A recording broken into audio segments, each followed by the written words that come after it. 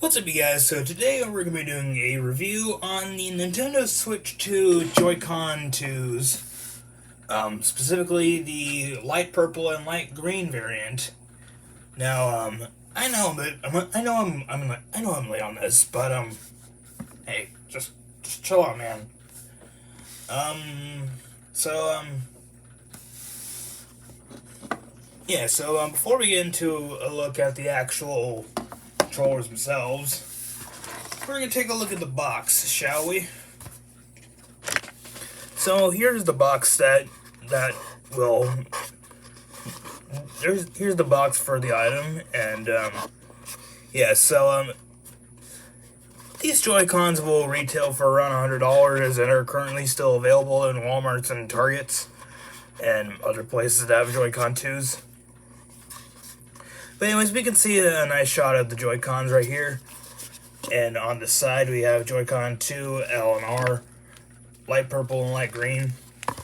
I don't think these have had individual releases yet. But I'm sure they'll do an individual release of each of these someday, because they like to do that for whatever reason. And on the side of the box we got an image of just the Joy-Cons themselves on a table. And on this side we have someone using the Joy-Cons. And on the back has just some general information on using the Joy-Con. But anyways, yeah, that's really it for the box. And now let's get into the Joy-Cons. So how we're going to do this is I'm going to be taking a look at each individual Joy-Con and give my personal thoughts on them. And then we'll see how well they work on the system, which I could imagine would work just as fine as any other Joy-Con. Before we get into that, you will get the two Joy-Cons along with their respective wrist straps. And as you can see, they look pretty decent, I can't lie. And here is the other one. And I got these Joy-Cons on release. Actually, I got them well before I even got a Switch 2, which I don't know why, I just did. But yeah, I'm really excited to get the new blue and yellow Joy-Cons, and they may become my main ones. So I'm very sorry, green, but we'll get into that in a moment. So yeah, let's take a look at these things, shall we? So here is the light purple Joy-Con and its wrist strap. Now the wrist strap, I mean, is nothing really too special. It's just, a wrist strap. So let's just insert it into the Joy-Con itself. And yeah, the Joy-Con itself looks a lot more full, and is good for gaming capability. But anyways, let's just take a look at the actual thing itself, shall we? So here we have the minus button, which you will see on every left Joy-Con, and also the analog stick, or joystick if you aren't technical. Now, these Joy-Cons were under some scrutiny because, well, really the only other colored bits are the rings around the analog sticks and the internal connector. So, yeah, you're not going to really be able to see it unless you play games using single Joy-Cons, which, I mean, you could totally do. It's just that, we'd like to see the colors. But personally, I'm not really too bothered by this. I actually kind of like it. But anyways, here is the D-pad, which I know I didn't have to do the quotes because we already know that they've destroyed the D-pad in order for it to act like a controller. But still, anyways, as you can see, these buttons look just fine, and there is the capture button, which again looks just fine. And here we have the back of the Joy-Con where we have the L button and the ZL button, and both of them work wonderfully. And we also have a release trigger for whenever you want to detach it from the console or you want to take off the wrist strap. You just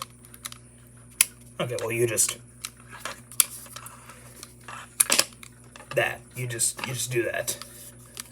And the little peg that comes off from the little release trigger is fine as well. Anyways, here is the top of the Joy-Con itself. We got the We got this, and I think this is meant to be in like a foot pad. And we got the SL and SR buttons, which is just the Joy-Con's version of left and right buttons. We also got the little sync. We also got the little sync button right here. And one thing I wish that they would do is make it a little bit easier to utilize the sync button.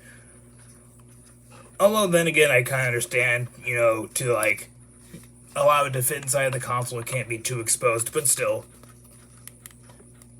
it's a little bit hard to do unless my thumb is at a really specific angle.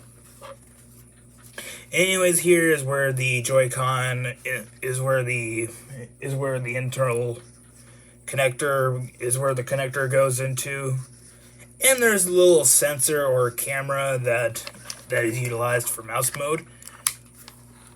So yeah, that is the left Joy-Con. And now we have the right green Joy-Con along with the wrist strap. For whatever reason, my camera is really picking it up as if it were like cyan, which, I mean, it would definitely be around that family. But trust me, it is a bit greener than what you may see on camera. But anyways, there's really nothing there's nothing really different about this one. It's just that you can do a little bit more with this one. We got the plus button right here, which again really doesn't need any introduction. And we also got the A, B, X, Y buttons. And we got the right analog stick. And we also have the home button and the C button, which is entirely used for game chat, so I don't know why they decided to put it there. But anyways, we also got the R and ZR buttons. And again, the release trigger, so that way whenever you're done with a wrist strap or you want to take it out of the console, you just press it and then bada boom. And yeah, unlike my purple one, mine is, yeah, I don't really use the purple one, so this is why my Joy-Con is doing this. Anyways, at the top, the SL and SR buttons again are just like, all right. And like I said, the sync button, and a little like in the little like hole for the connector and the little camera. And so yeah. Now for my opinion on both of these Joy-Cons individually, the purple one, it looks alright. I definitely wouldn't make it my main Joy-Con of choice for the left side, but it's quite alright. And the green Joy-Con, I really like it. It was my favorite for a while until a certain pair of Joy-Cons came out today, as recording this and probably uploading it. But yeah. Anyways, and oh, I almost forgot. Right here on the back of the Joy-Con as well is a bunch of information. Like we got the Nintendo logo and some other stuff right there. Which I really like that's very well hidden from like this, from like at an angle. It'll only be visible by about an angle, so that is quite nice. And so yeah, let's see how it functions with the Joy-Con, shall we? Anyways, as you can see, the Joy-Cons themselves work just fine. As predictably, there weren't really any issues with them, and you can. And so on.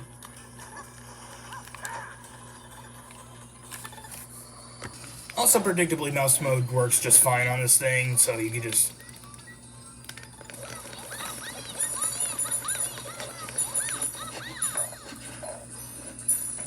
This does make me wish that more games utilized mouse mode, because yeah, although like because I mean, it is a really cool concept. Like you can turn your Joy-Con into a mouse, and it just is like you can like utilize it in any way. Like for example, we were going to the home button, we're going to the home page, and you can just like scroll on it like a mouse, like you would do with a mouse. But not a lot of games use it for some reason, and yeah, that is a little bit sad that they don't really use it for too many games.